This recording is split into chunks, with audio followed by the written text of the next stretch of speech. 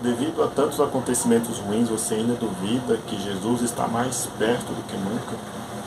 A cada dia que se passa, quando você já pensa que já aconteceu de tudo, de repente vem outra coisa pior e pior e pior. As coisas estão acontecendo o tempo todo. Uma tragédia de hoje, amanhã já não é mais a última tragédia, vem outras piores no dia seguinte. Por mais que nós conheçamos a palavra de Deus, por mais que nós saibamos que Deus já havia nos alertado sobre todas essas coisas que viriam a acontecer, eu não consigo encarar isso com normalidade, porque é cada barbaridade que acontece que não dá para processar, não dá para... Eu fico perplexo com essas situações. Eu creio na palavra de Deus, eu creio na veracidade da palavra de Deus, e eu creio que tudo aquilo que está escrito na Bíblia vai acontecer, mas eu sou um ser humano. E o meu lado humano me deixa chocado, me deixa com o coração aflito, partido, em ver tanta coisa ruim acontecendo. Eu quero falar sobre uma notícia que ocorreu no último sábado, dia 19, né? Eu estava ali, né, na praça, cultuando, adorando ao Senhor, fazendo um culto maravilhoso na praça, e enquanto isso, na Paraíba estava acontecendo algo terrível, que até que eu não consigo realmente processar, não consigo agir com naturalidade. Por mais que as coisas ruins vão acontecendo e as pessoas vão vendo isso cada vez mais normal, eu não consigo achar normal, né? Em Patos, do sertão da Paraíba, um garoto confessou ter matado a mãe e o irmão de 7 anos a tiros, né? Só por aí já mostra que é uma barbaridade terrível. Um menino de 13 anos, uma criança, matar a mãe e o irmão a sangue frio a tiros. Só por aí já é uma tragédia horrorosa. Aí lá vem o motivo, né, desses assassinatos. Segundo a própria criança, o próprio pré-adolescente, ele resolveu matar a mãe e o irmão porque a mãe dele e o pai dele cobravam muito ele para tirar notas boas na escola e proibiram ele de mexer no celular porque ele gostava muito de jogos online. Então os pais proibiram ele de mexer no celular. Então ele se aproveitou enquanto o pai saiu para comprar um remédio para a mãe, enquanto ela estava com dor de dente. Ele foi lá, pegou, né, a arma do pai, porque o pai era um policial aposentado, e aproveitou que a mãe estava dormindo, colocou a arma na cabeça da mãe e disparou, né, um tiro na cabeça da própria mãe. Né? O irmão mais novo, de 7 anos, vendo aquela situação, ele correu para cima do irmão para brigar com o irmão. E de repente o irmão empurrou ele. De repente chegou o pai, né, da farmácia, viu toda aquela cena, tentou tirar a arma do filho e levou um tiro também no tórax. E o irmão de 7 anos, perplexo com aquela situação, ele corre para cima do pai, que o pai estava todo ferido.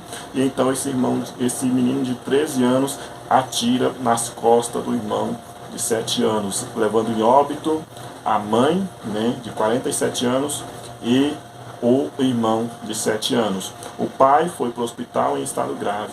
O menor foi apreendido pouco depois do crime. Ele foi levado à delegacia de homicídios e entorpecentes da Polícia Civil de Patos e prestou depoimento à polícia, na presença de um advogado e de um parente. O delegado, chamado Renato Leite, que está responsável pelo caso, afirmou que já é possível fazer uma reconstrução dos fatos, porque a coisa parecia tão absurda que a polícia chegou a conjecturar a hipótese de ter sido um assalto seguido de morte, ou seja, um latrocínio, e que o menino de 13 anos havia sido o único sobrevivente. Como eu já disse, o pai do menino tinha 57 anos e era um policial. Tem 57 anos porque ele está vivo, era um policial reformado, ou seja, aposentado, então ele tinha uma arma em casa. E no último sábado, dia 19 de março, agora esse que passou, ele foi à farmácia comprar um remédio para a esposa. Porém, pouco antes de sair, ele havia tirado o celular do filho. Quando voltou, ele encontrou a esposa já sem vida, morta, deitada na cama. E o filho estava com a arma na mão. O policial pediu que o filho soltasse o revólver, mas acabou sendo alvejado no tórax. E o irmão, mais novo, de 7 anos, transtornado com a situação, por instinto, correu em direção ao pai para proteger o pai. Foi quando levou um tiro pelas costas. E o próprio menino de 13 anos chamou, né, prestou socorro, chamou o atendimento, chamou o SAMU para vir prestar socorros. E a princípio ele negou ter cometido o crime.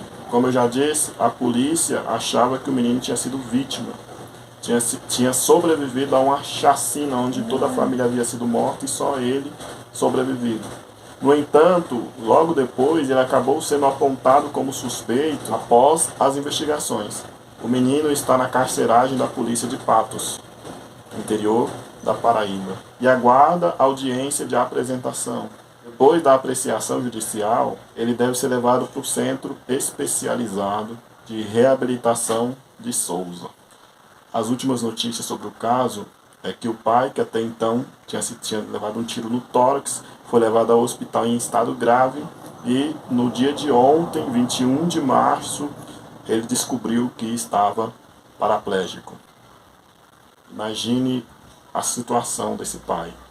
Ter a família morta, a esposa, o filho, só por aí já é uma tragédia irreparável para uma pessoa. Ter a esposa e o filho mortos. Só que essa tragédia ainda é pior, o assassino ser o próprio filho.